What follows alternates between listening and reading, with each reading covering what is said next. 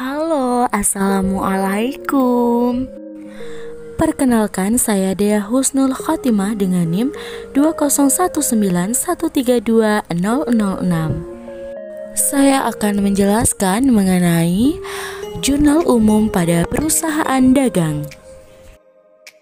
Baiklah, langsung ke materi yang pertama, yakni pengertian perusahaan dagang. Perusahaan dagang adalah perusahaan yang kegiatan utamanya membeli, menyimpan, dan menjual kembali barang dagang tanpa memberikan nilai tambah. Jurnal umum adalah sebuah jurnal yang dipergunakan untuk tempat melakukan pencatatan bagi segala jenis bukti transaksi keuangan yang muncul akibat terjadinya berbagai transaksi keuangan perusahaan dalam suatu periode tertentu. Baiklah, langsung ke contoh soal dan pembahasan. Nah, ini merupakan contoh soalnya.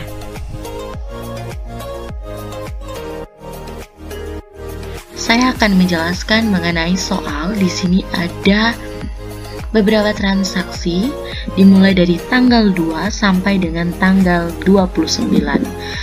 Nah, di sini perintahnya adalah berdasarkan data-data di atas, Anda dapat membuat contoh jurnal umum perusahaan dengan langkah seperti yang disebutkan, yakni dimulai dari mencermati setiap transaksi yang terjadi dengan tanggalnya, sekaligus kemudian menuliskan transaksi ke dalam jurnal umum dengan metode fisik, diakhiri dengan jumlah saldo debit serta saldo kreditnya.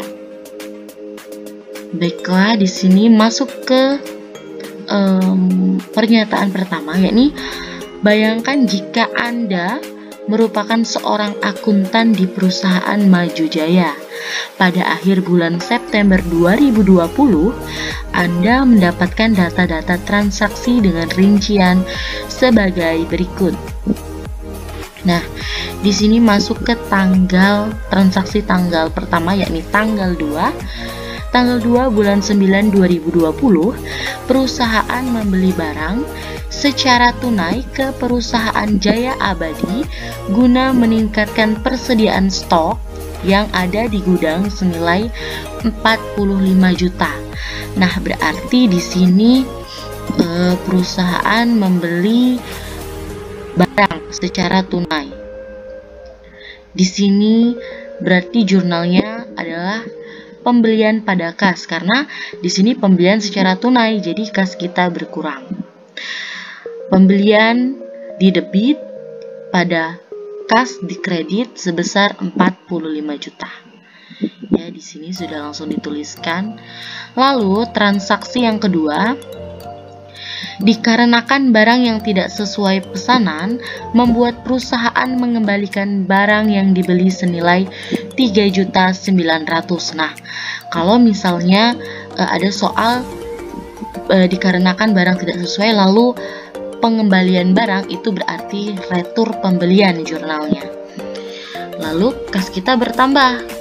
Di sini langsung masuk ke transaksi jurnal umumnya, yakni yang masuk adalah akun kas. Di sini akun kas di debit sebesar 3.900.000 rupiah dan retur pembelian di kredit sebesar 3.900.000 rupiah juga.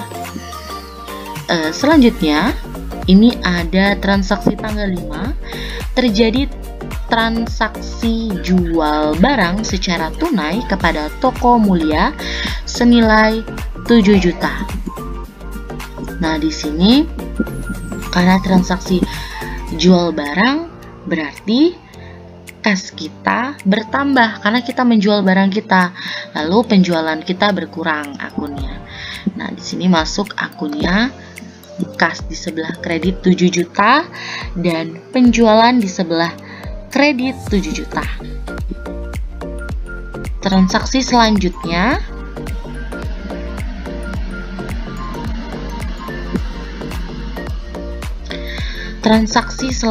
yakni tanggal 9, di mana soal contoh jurnal umum yang hendak Anda kerjakan dilanjutkan dengan adanya perusahaan yang menambah stok barang pembelian secara kredit pada perusahaan Jaya Abadi senilai 20 juta.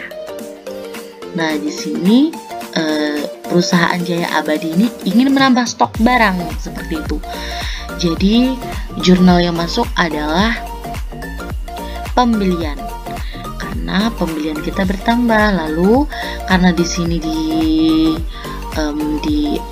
dibeli secara kredit. Nah, ini secara kredit, maka pada jurnal umumnya yakni masuk utang dagang. Nah, ini pada tanggal 9.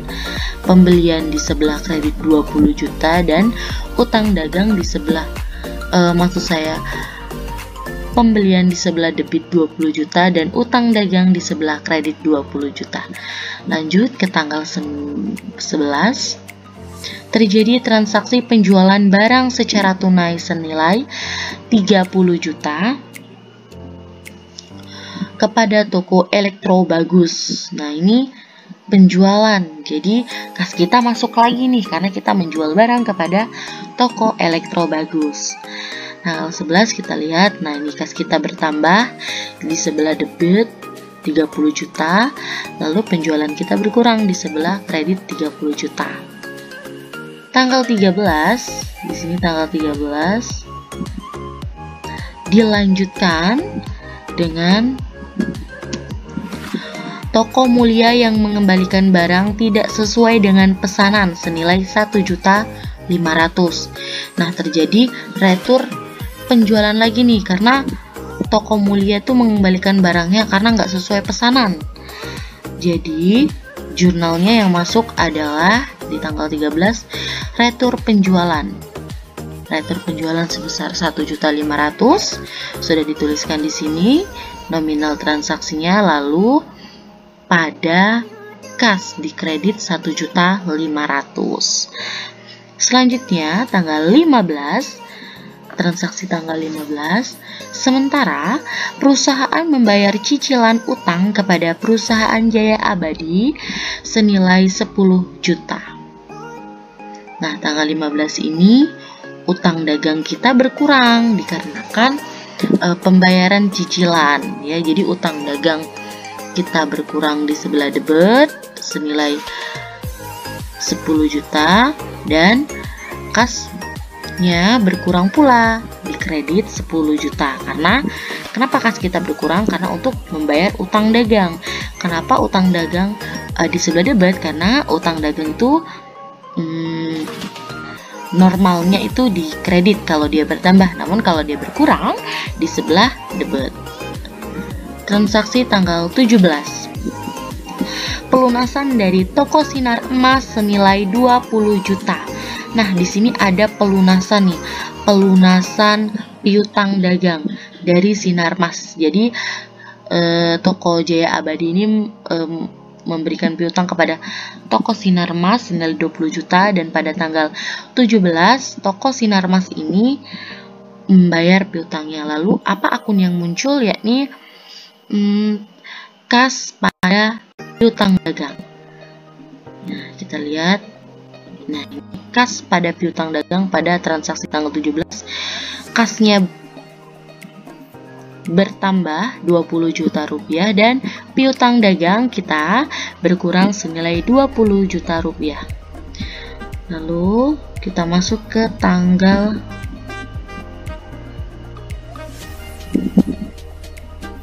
20. Lalu kita masuk ke tanggal berikutnya di tanggal 23. Sedangkan ini salah ya, ini harusnya tanggal 25 namun 20, typo. Nah, ya tanggal 20. Nah, ini terjadi transaksi penjualan kembali dengan toko Kriuk senilai 25 juta disertai adanya biaya angkut sebesar 500.000 rupiah. Nah, di sini ada biaya angkut. Biaya angkutnya sebesar 500.000 rupiah.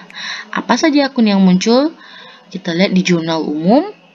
Nah, di sini di tanggal 20 kas kita bertambah 25 juta dikarenakan terjadi penjualan ke toko kriuk. Kita jual barang ke toko kriuk, jadi kita nerima uang 25 juta. Nah, biaya angkutnya berapa? 500.000 rupiah nih, sesuai di soal. 500.000 rupiah. Lalu penjualan kita 25.500.000 rupiah di sini. Kenapa seperti ini? Dikarenakan biaya angkut ini termasuk ditanggung oleh pembeli ya. Jadi kita tinggal tambahkan, jadi penjualan kita yang masuk di sini adalah 25.500.000 rupiah. Kita turunkan dulu slide-nya. Nah, seperti ini.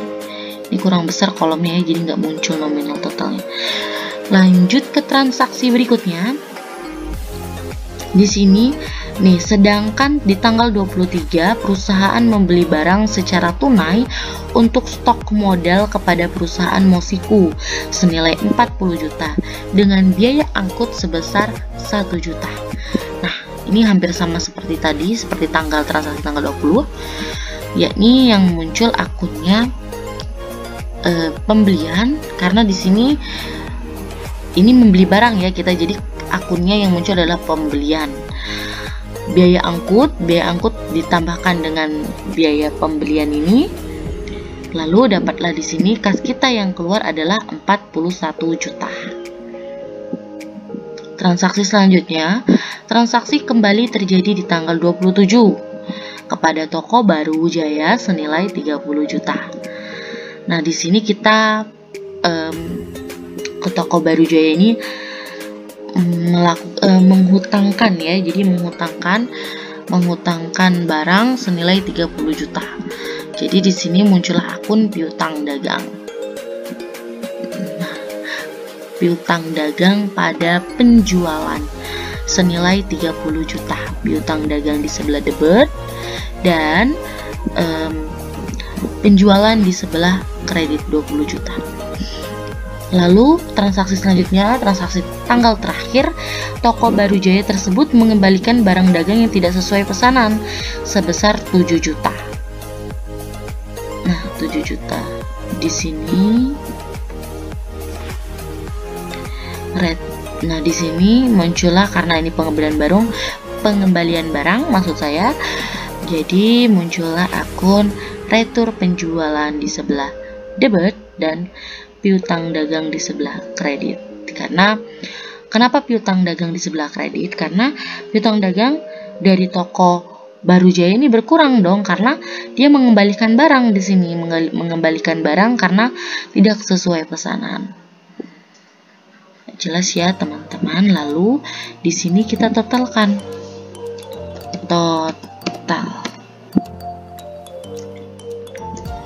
Total.